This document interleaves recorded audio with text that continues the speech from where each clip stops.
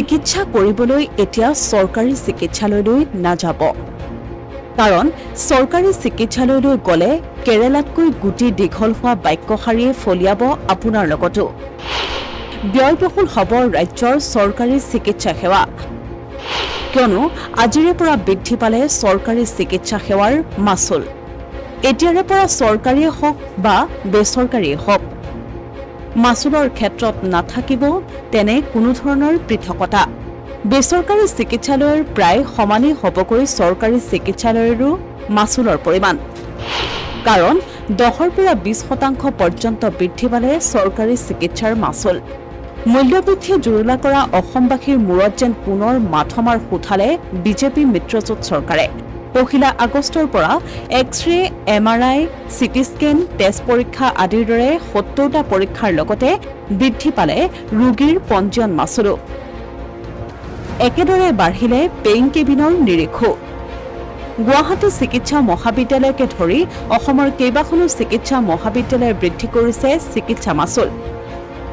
জিএমচিএইচৰ অধীক্ষক অভিজিৎ শৰ্মাই উল্লেখ কৰা অনুসৰি 2002 চনৰ পাছতহে এই মাচুল বৃদ্ধি কৰা হৈছে আমাৰ যিখিনি ৰেটস আছিল those were 2002 rates এটা ফৰ এক্সাম্পল হেমোগ্লোবিন 20 টকা বাহিৰত হেমোগ্লোবিন 200 টকা 300 টকা এনেকৈ লয় এখানে আমি অকমান ৰেশনালাইজ কৰিছো বস্তুটো আমাৰ গভৰ্নিং বডি যত আমাৰ অনাৰেবল হেলথ মিনিষ্টাৰ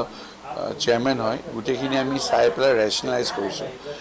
এই গুটেখিনি বস্তু project it has been going on for last 1 year আমি মিটিং কৰিছো আৰু এটা কথা কওঁ এই গুটেখিনি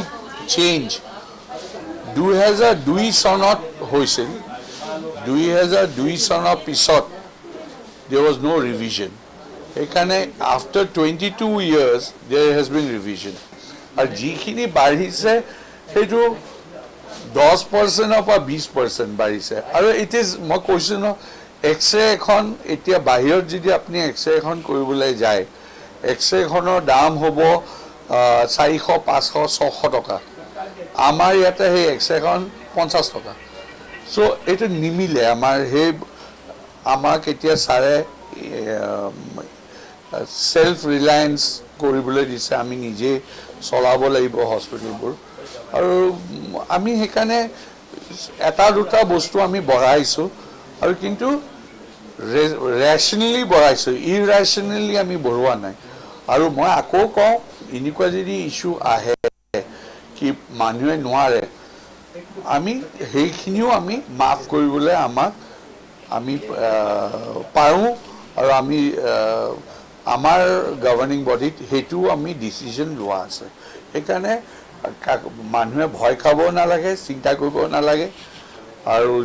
মই ৰিকুৱেষ্ট কৰো এটাই কি যে কিখন মানুহৰ পিএমজেৱাই কাৰ্ড নাই they should make the PMJY card immediately. ইফালে দৰিদ্ৰৰ সঞ্জীৱনী সুধাস্বৰূপ আয়ুষ্মান কাৰ্ডো অচল এতিয়া ৰাজ্যৰ বহু বেচৰকাৰী চিকিৎসালয় যাৰ বাবে দৰিদ্ৰ ৰোগীসকলৰ মাজত লাগিছে হাহাকাৰ একমাত্ৰ আয়ুষ্মান কাৰ্ডৰ ওপৰত নিৰ্ভৰ কৰি চিকিৎসা কৰাবলৈ সাহস কৰা দৰিদ্ৰ লোকসকলৰ মূৰত যেন পৰিছে এটাৰ পাছত আন এটা ৰামটাঙন আয়ুষ্মানৰ পাছত এতিয়া যে চিকিৎসাৰ মাচুল বৃদ্ধি কৰিছে ইয়াৰ বাবে দৰিদ্ৰ লোকসকলৰ চিকিৎসা গ্ৰহণৰ ক্ষেত্ৰতো ভয়াবহ প্ৰত্যাহ্বান নামি আহিব ৰাজ্য চৰকাৰে বৰ্তমান সেৱা মাচুলৰ জৰিয়তে বছৰি সংগ্ৰহ কৰি আহিছে 50 কোটি টকা 2024-25 বৰ্ষত ইয়াৰ পৰিমাণ 200 কোটি টকালৈ বৃদ্ধি কৰাৰ উদ্দেশ্যে বিজেপি মিত্ৰজোঁট চৰকাৰে সেৱাকৰ বৃদ্ধিৰ সিদ্ধান্ত লৈছিল উক্ত সিদ্ধান্ত মৰ্মে এতিয়া চৰকাৰী হাস্পতালত চিকিৎসা মাচুল বৃদ্ধি কৰা হৈছে অসমীয়া প্ৰতিদিন ডিজিটেল ডেস্ক